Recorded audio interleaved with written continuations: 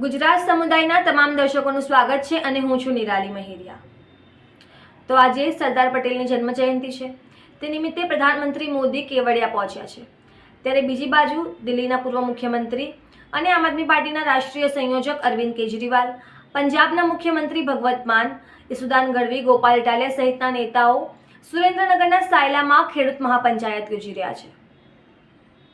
બીજી બાજુ એક તરફ રાજ્યમાં એસઆઈઆરની પ્રક્રિયા પણ ચાલી રહી છે, એટલે કે ગુજરાતની રાજનીતિમાં હલચલ થઈ રહી છે। ત્યારે જાણીએ શું કહ્યું કેજરીવાલે। તો તેમણે દ્વારા ગઈકાલે કહેવામાં આવ્યું હતું કે 37 વર્ષ પહેલા કોંગ્રેસે ખેડૂતો પર અત્યાચાર કર્યો હતો અને હવે ભાજપ પણ એ જ કરી રહી છે। ગોપાલ ઇટાલિયાએ પણ ભાજપના મંત્રીઓ પર કટાક્ષ કરતા કહ્યું હતું કે તમે ખેતરમાં જાઓ તો એવી રીતે જાઓ કે ખેડૂતોનું અપમાન ન થાય। હાલમાં સોશિયલ મીડિયામાં એક વિડીયો વાયરલ થયો હતો, જ્યાં ભાજપના મંત્રી નરેશ પટેલ પાકમાંથી વાસ આવી રહી છે એવું કહેતા જોવા મળ્યા હતા અને બીજી બાજુ પ્રદ્યુમન વાજા પણ ગમબૂટ પહેરીને ખેતરમાં ઉતર્યા હતા।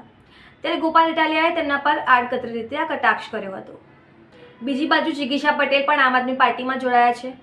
ગઈકાલે અરવિંદ કેજરીવાલે ખેસ પહેરાવીને તેમને આમ આદમી પાર્ટીમાં સ્વાગત કર્યું હતું। તો હવે જાણીએ કોણ છે જિગીશા પટેલ। તો જિગીશા પટેલ સૌરાષ્ટ્રના પાટીદાર અગ્રણી છે।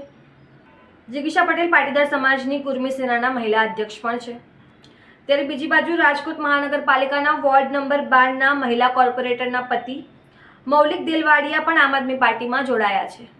ભાજપના કોર્પોરેટર અસ્મિતા દેલવાડિયાના પતિ મૌલિક દેલવાડિયા, કે જેઓ વોર્ડ નંબર 12ના પૂર્વ મહામંત્રી છે, તેમણે પ્રદેશ પ્રમુખ ઈસુદાન ગઢવીએ આમ આદમી પાર્ટીમાં સ્વાગત કર્યું હતું। દિવાળી પહેલા ભાજપના મંત્રીમંડળમાં વિસ્તરણ થયું, પ્રદેશ પ્રમુખ બદલાયા। એક બાજુ બોટાદમાં ખેડૂત મહાપંચાયત થઈ અને હવે સુરેન્દ્રનગરમાં પણ થઈ રહી છે। ત્યારે ગુજરાતની રાજનીતિમાં આગળ શું થશે એની પડેપડની ખબર અમે આપ સૌ સુધી પહોંચાડીશું। તમે આ મુદ્દે શું વિચારો છો કમેન્ટ કરીને જણાવો અને આવા જ વધુ વિડીયો જોવા માટે સબસ્ક્રાઇબ કરો ગુજરાત સમુદાયને।